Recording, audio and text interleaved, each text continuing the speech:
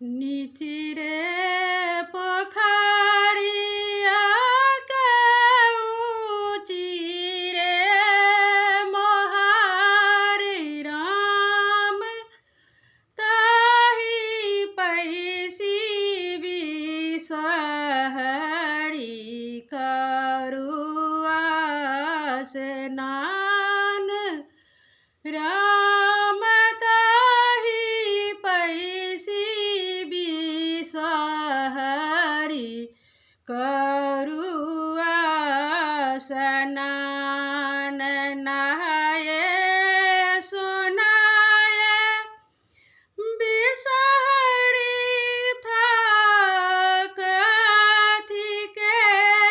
श्री राम सोना के कहिया बिसहरी का गलाए गेल राम सोना के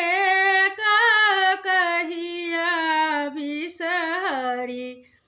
का गलाए गेल कनैते कनैते बिसहरिया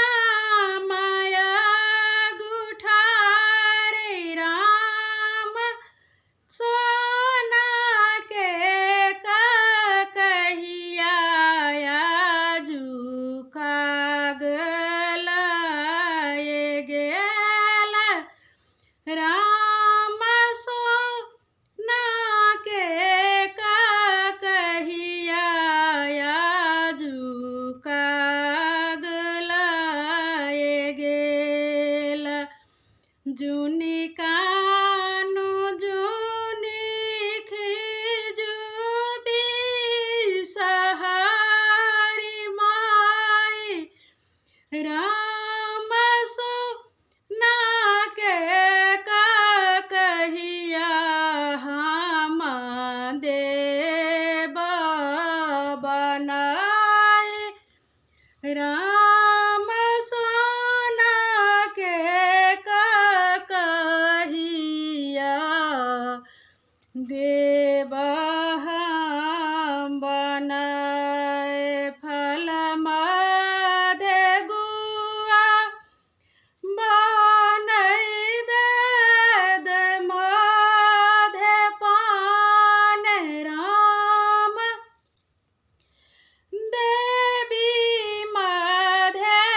बिसहरी जगत